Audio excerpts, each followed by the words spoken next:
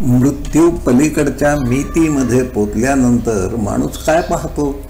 व्यक्तीवर संस्काराचे जे ठसे उमटले असतील त्या नजरेतून तो बाह्य जगाकडे पाहत असतो. ज्यांना ख्रिस्ती धर्माची शिकवण मिळाली होती त्यांना तो प्रकाश येशू ख्रिस्तासारखा वाटला. एका ज्यू माणसाला आणि एका बाईनं तो प्रकाश देवदूत असल्यासारखा भासला.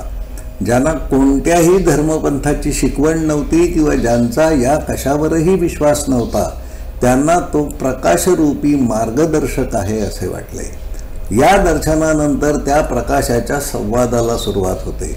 त्या प्रकाशाकडून बोलण्याचा ध्वनी उच्चारला जात नाही, पण त्याला नेमके काय म्हणायचे आहे हे मृताला कळते. हा संवाद तसा निशब्दच असतो, पण त्या प्रकाशरूपी अस्तित्वाला नेमके काय सुचवायचे आहे याचे अचूक आकलन मृतात्म्याला होत राहते. जाणवणारा चलतपट संवाद वेगवान असतो, पण तरीही त्याचे नीट आकलन होऊ शकते. तुम्ही मृत्यूसाठी तयार आहात का? तुमच्या आयुष्यात मला आवर्जून सांगण्यासारखे तुम्ही नेमके काय केले आहे? तुमच्या आयुष्यात तुम्ही जे काही केले आहे ते पुरेसे आहे का? हे असे प्रश्न व्यक्तीला ज्ञानप्राप्ती व्हावी, सत्याचे मार्गदर्शन व्हावे यासाठी विचारले जातात. जीवनाची सीमारेषा ओलांडून अज्ञात मितीला गेलेल्या माणसांनी सांगितलेली माहिती मूडी यांनी त्यांच्या पुस्तकात नोंदवलेली आहे. त्यातील एक प्रसंग नमूद करून ठेवायला हवा असा आहे. प्रिय असणारी व्यक्ती या जगातून निघून जाण्याचे दुःख साऱ्यांनाच होत असते. त्या व्यक्तीचा मृत्यू होऊ नये, ती बरी व्हावी यासाठी माणसे प्रार्थना करीत असतात. देवाला साकडे घातले जाते. एका आजारी असणाऱ्या स्त्रीचा श्वास अनेक वेळा थांबत होता, पण तिच्यामधील चेतना परत परत जागृत होत होती. कृपा करून आता माझ्यासाठी प्रार्थना करू नका असे तिने साऱ्यांना सांगितले. त्यानंतर तिचा श्वास थांबल्यावर ती परत जागी झाली नाही.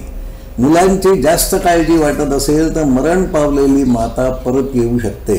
याचीही एक केस मूडी यांनी त्यांच्या पुस्तकात नोंदवलेली आहे. सामान्यपणे माणसे मृत्यूला घाबरत असतात. वास्तवात त्यामध्ये घाबरण्यासारखे काहीच नसते.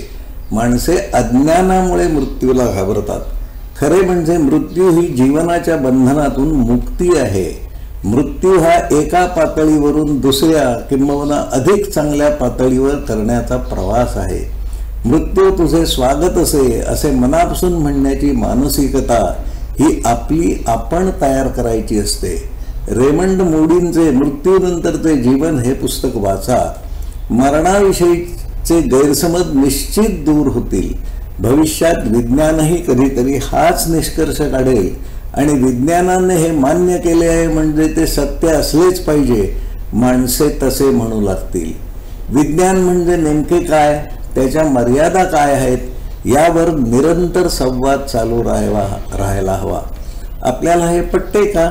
धन्यवाद.